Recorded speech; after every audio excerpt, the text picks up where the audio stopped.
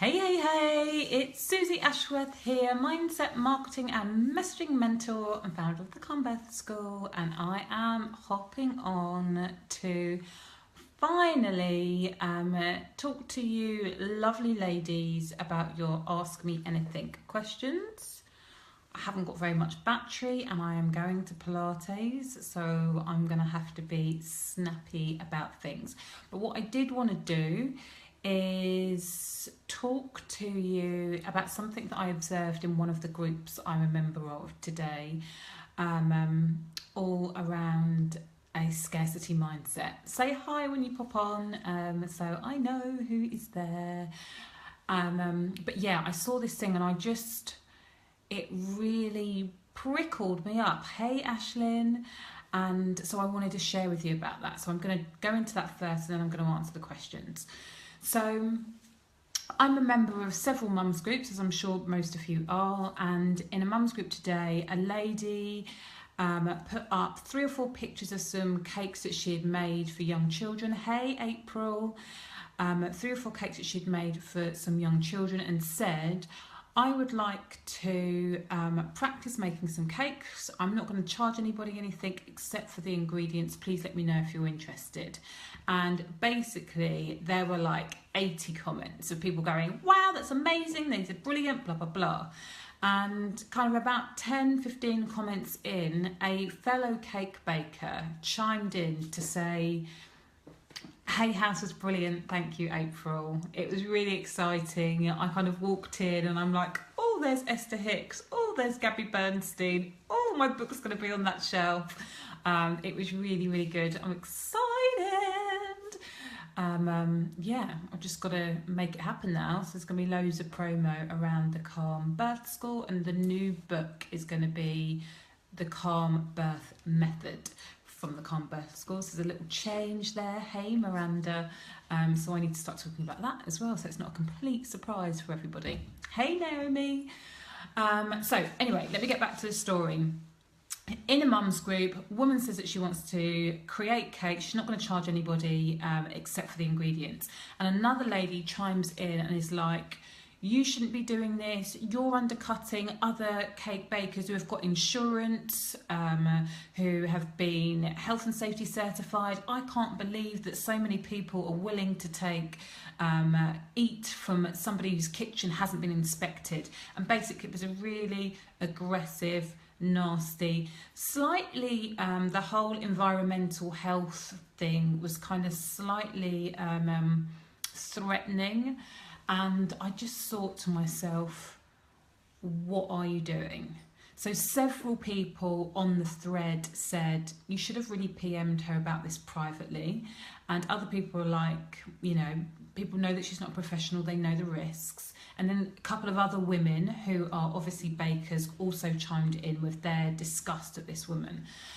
And I just thought, you are so off the money here, because basically, one, what you've done is made yourself look really bad in front of a lot of potential customers. They've seen your aggression, and regardless of the legalities of somebody making cakes for the price of ingredients, she's not trying to make a business out of this, which is what the lady who is cake baking, she's just trying to practice. Now, my guess is that she's trying to practice in order to create a business, but at this point in time, there's no business there. And you've just made yourself look really, really bad. But if she had had an abundance mindset rather than a scarcity mindset, so being worried about being undercut and seeing all of these potential customers and thinking to herself, they're all going to be going to her and there's going to be nobody left for me.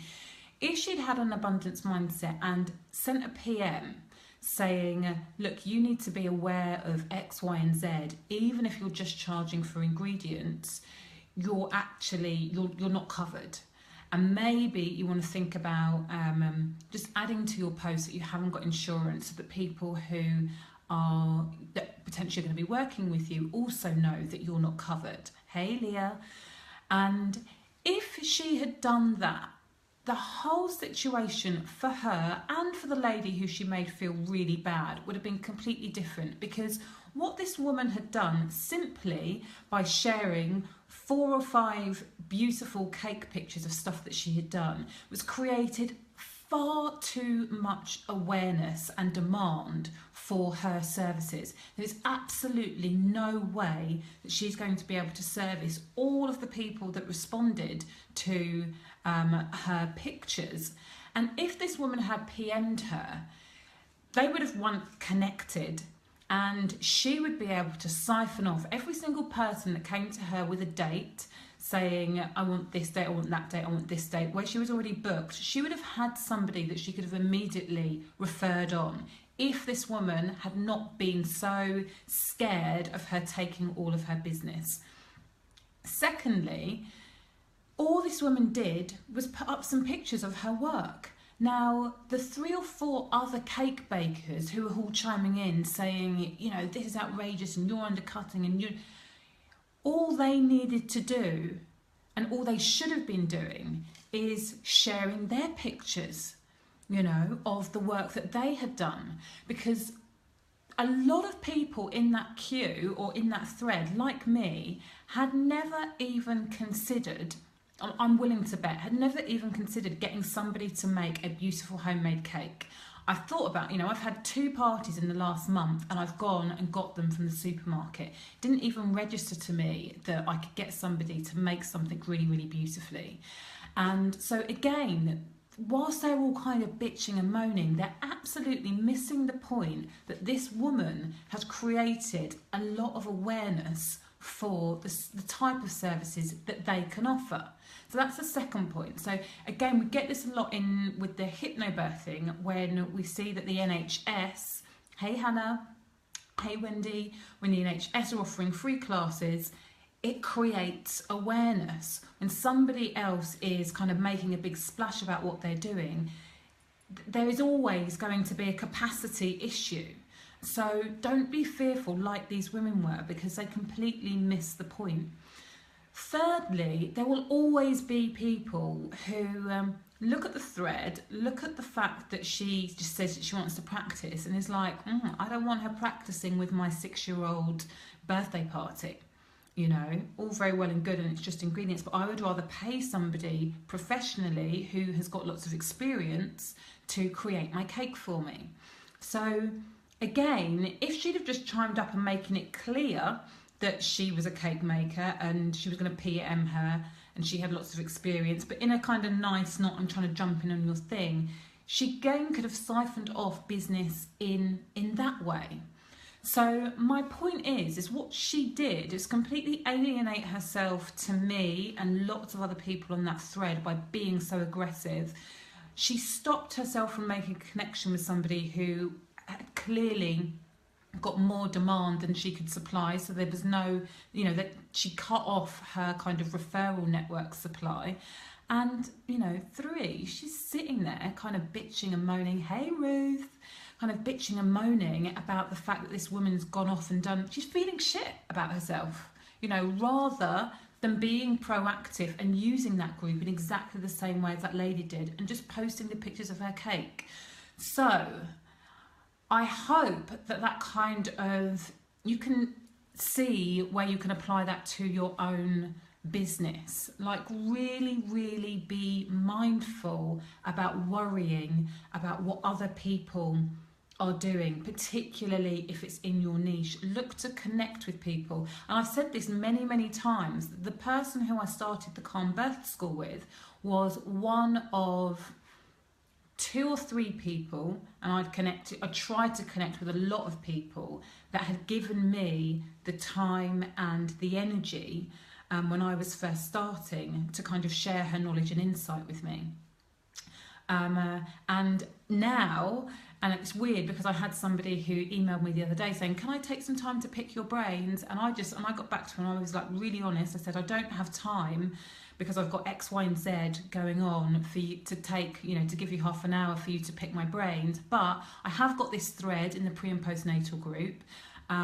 So if you have any specific questions, feel free to post on that thread and I will feed back to you. You know, that's how I can give my time and be generous with my knowledge and stuff that I've learnt. And you know, and that's how I share. So it's really, the more that you give, the more that you get. And the other final thing I'm going to say about this, the cake saga, Cake Gate, is that the woman who was just practicing, oh my God, best freebie in the world. You know, she is, you know, that is the best lead magnet. I'm going to give you my time whilst I'm practicing my cakes. And if eventually she does set up her business, which, come on, she's going to set up a business eventually. She has got all of these people that have tried her cakes for free that are then going to be willing to pay her next time around. So really, she was being smart. Wendy, I have stopped worrying about fellow local hypnobirthers. I used to worry so much that I would lose clients, but since I've focused on my own ideal clients, I'm so much busier. Exactly. Exactly. You don't want everybody, you can't service everybody. Okay, so now let's get on to the Ask Me Anything questions. I'm just kind of looking down. So I'm just going to reiterate, even though I answered this in the group kind of very briefly, Sam Upcraft asks, what's the easiest way to put an online program out there? And I know that lots of you consider it, and I know lots of you get freaked out about the tech. You absolutely don't need anything other than your email software provider.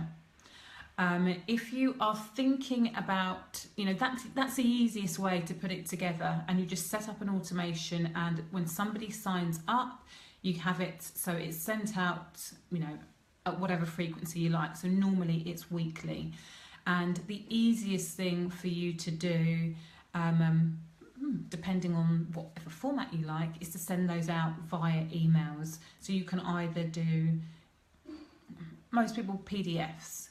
Now it's fashionable to have video and audio, but you really don't need that. It really depends on the content of your course and the context of which is going to be that your clients are best going to be able to digest the information that you're sharing. But the easiest thing and the cheapest thing is to do it via PDF. If you do choose to use video, yes, you can upload your video to YouTube and have it unlisted, but it's still not very secure.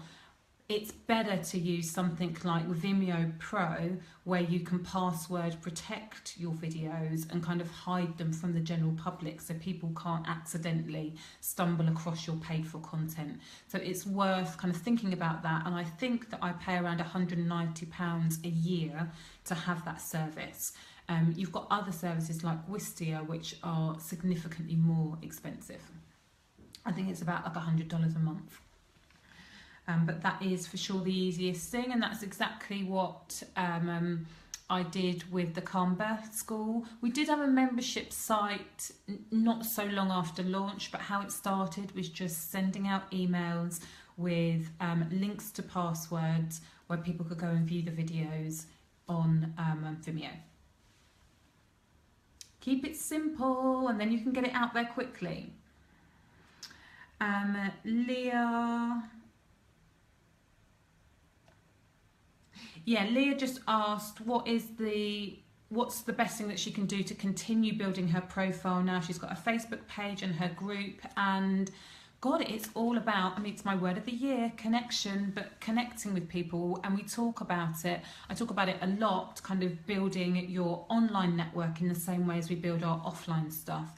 And I know that I'm very much all about being on Facebook so you can extend your reach, but when you're a local business and you're looking for local clients, making sure that you have deeply connected with your local Pilates, yoga, reflexologist, chiropractor, all of those people. And it's not just, like I say in the course, it's not just like, hi, can you take my flyers? But it's really seeing how you can be of value to them, finding out what's going on in their business, seeing how you can create where you can send them clients, and be really kind of consciously, when you send somebody their way, tell them that they've come from you, give them heads up that you're sending people their way, sending them things that are going to be interesting for their business, and just really cultivating deep connections. Now, obviously, that takes, you know, sometimes you might get lucky and that might be just over a coffee if they have time to come for coffee with you,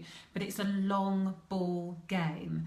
And so just be looking for 3, 4, 5, 6 months to be just continuously touching base with people. The other thing is, particularly with the yoga, Pilates and that sort of thing, you want to be asking people if you can speak in front of their class just for 10 minutes at the end. And also, you know, create your own meetups. And again, they take a little bit of time to get the ball rolling, but if you're creating your own meetups and then you're inviting complementary practitioners to your events, that is a great way to build a connection with them quickly, whilst showing them, you know, what an asset you are to have on your, you know, to have them on your team, because you're showing them all of these new clients, new potential clients. So that's another one for you. Vanessa, you said attracting clients and getting bookings was doing well but has fallen flat and you're not quite sure why. You need to tell me what your specific question is. In terms of what to do to get clients, you know, it's everything that's in the course. So, you know, how is your social media presence? How is your blogging? How is your vlogging if you don't like blogging? How is your outreach? How is your networking? And also, of course, how is your mindset? So, you know, I notice in the group that sometimes there's a bit of insecurity that you're not good enough to be able to do this. And before any of the kind of outreach stuff happened, you do have to build up your self-confidence and your self-belief. So look for evidence right across your life, go back as far as you need to go, that when you set your intention to create something, that you're able to do it. When you run into difficulties, you find ways over, around, you know, and through, you know, so that you can really just prove to yourself, look for the evidence that you have achieved difficult things in the past before. And even if you find that difficult in a corporate perspective, look at what you're doing as a mother. You know, there will be lots and lots of examples where you didn't know quite what to do, but you found out what the next best step was and you took that step. So really work on your mindset. Look at the activities that I've written down in the book, your affirmations, your journaling, thinking about what it is that you want to create rather than where you are. Think about what it is that you want to create, and then think about who is the type of person who has what I want, what would I be doing, how would I be acting if I already had the business that I want to create, and then start looking at the habits that you can cultivate now to move into that person. Hey Gina. Anna Lee, I'm in a dilemma. Anna Lee, you're saying that you're in a dilemma because you don't know whether you should still be teaching your hypnobirthing classes at home when your kids are getting older. I really felt this, and it's one of the reasons why I stopped teaching, because it was just so stressful. I was so worried that the kids were going to come down and be like, can I have a cracker in the middle of class, that I just stopped having, I just stopped wanting to have people at my house. I kind of feel like you've got, one, I'm assuming that your husband isn't around, which is why you have to look for babysitters, but a babysitter is going to be your only option. Alternatively, not particularly easy if your target is first-time mothers, but potentially look at running classes in the day. So I know that that's not ideal. But that is an option, and also the weekend. I don't know whether that's an option for you. If those two things are out, then yeah, you're going to have to get hired help in and bribe the kids. If they're good, they get treats. Such bad parenting advice. I don't advise people on parenting. April was asking, okay, so you're going to be self-publishing. The person that I recommend to look up, his name is Chandler Bolt. He's got a book, and I used all of his strategies to launch the Calm Birth School book first time around, and about releasing it for free and getting people to share the information. And I also paid I think I boosted an ad to let everybody know that the book was free for the weekend, and it just caught on like wildfire. But he has a step-by-step process. So the name of the guy is Chandler Bolt. He has a course called Self-Publishing School, but you really don't need the course. Just the book kind of gives you a step-by-step. So that's who I recommend. Alex Heath, is there a way around extortionate PayPal fees? Ruth Ridgway, I have his site bookmarked for when I'm ready. Yes, lovely, definitely, really, really good. Totally recommend him. I think this is a mindset thing.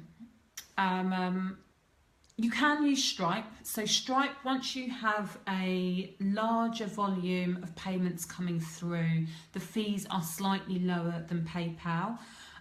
However, the more money that you're bringing in, the less you're going to be bothered about the percentage that PayPal takes. Also, I have to say that as soon as you start kind of getting bigger volumes of money in, your PayPal fees also reduce.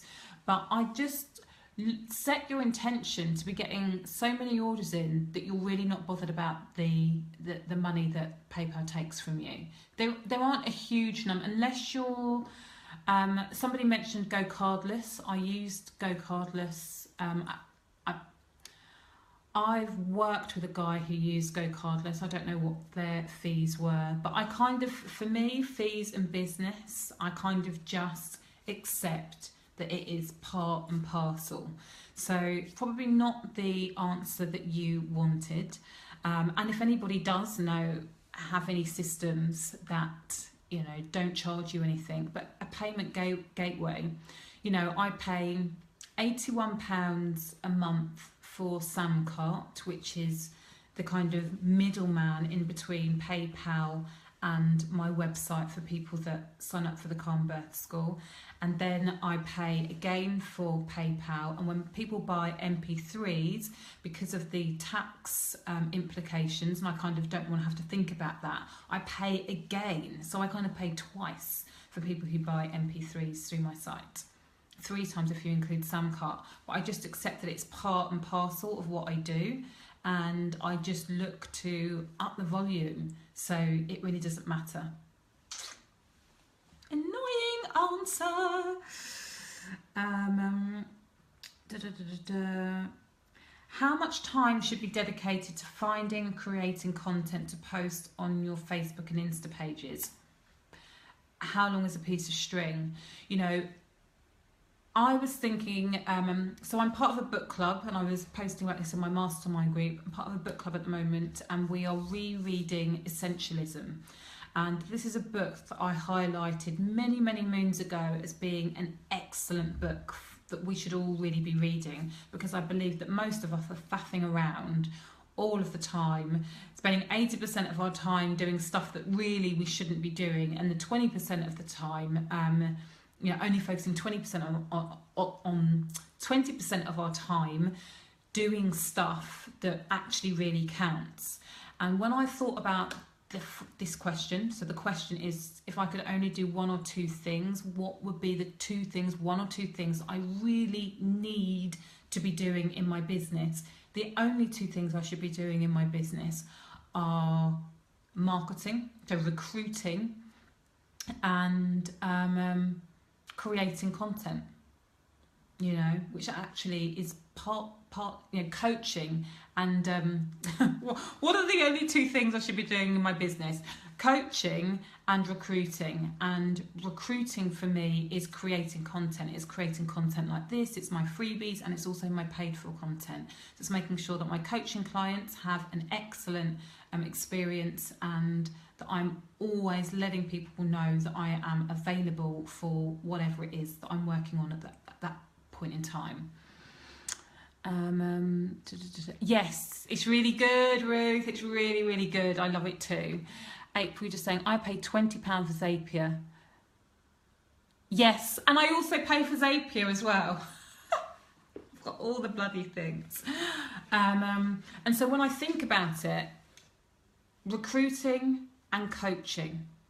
And for most of the people in the Baby Business School group and on this call today, we're in a service-based industry. So our two most important things, if you love being in front of your clients and helping your clients, is servicing your clients and then recruiting more clients.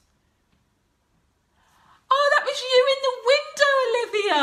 I was thinking, I gave you a nice smile as I was leaving, didn't I? I was thinking, oh, that was nice. I've had such a lovely day today. And I was thinking, that's a complete stranger and she's just really smiled nicely at me. So they were the Hay House ladies. Oh, I was, thank you. No, but that's really nice. You made my afternoon even better. I've forgotten where I was now. What was I saying? So yes, so recruiting and servicing your clients. So your social media posts, for me, this is a social media post and I'm spending, oh, I've got to go in like 2 minutes, so I've got to get ready for Pilates. But I might have spent like half an hour or 25 minutes on this. I absolutely think that your focus should be, when it comes to social media, creating your own content. And I said this the other day, rather than curating other people's content and putting that on your page. So, you know, if you're doing stuff like this, then 25 minutes. If you've got an hour's worth of valuable content, then yeah, spend an hour on it a day. You know, with your memes and stuff like that, which is what I think that you're talking about, you know, set aside half a day and create all of your memes for the month. Or if you've got something like Meet Edgar for your library, which you can then kind of just continue to rotate. But if you're not using that yet, which I know that you're not, you know, set aside half a day, get all of the memes kind of done, and then put it in the Facebook scheduler and just allow that to kind of set it and forget it. And then you can focus on creating really valuable content, or your freebies, or your paid for content, so that you are then recruiting people. But do I think that you should spend loads of time trying to find articles from other people? No, I don't. I think you should be sharing your own opinion and your own voice and offering great value, so that when your clients come across, or potential clients come across your page, it's all about you. And with this kind of stuff, I expect you to be spending, you know, a significant amount of time, because I'm sure that if you're not networking with people in person, then I'm sure that so many of your audience are going to be coming from your Facebook page. That's what I think. Oh, that's so sweet. I didn't change it, I think. Okay, Nicole. This is such a big question, and I've like literally, I'm gonna cut myself off in 2 minutes. But essentially, Nicole has said she wants to focus on teaching pre and postnatal teachers. Where should I start? And for you, create your content. So know what the course offers. Even if you're not creating all of your content, be very, very clear on the learning objectives of each module. Be very, very clear on your vision and why your teacher training is different from your competitors. And then, like you've said in your question, be networking like a mofo. So choose a date, give yourself kind of 120 days, 4 months, and then just be really focused on recruiting as many, as many people as possible in those 4 months. So that's my kind of short answer to your long question. And we still haven't caught up, ladies. So we need to do that. I'm gonna message you. Right, I need to go and get changed for Pilates. So thank you, loves. I love you so much. And yeah, I will see you this time, maybe not this time, but next Thursday at some point for Ask Me Anything once again. Right, au revoir, take care, bye.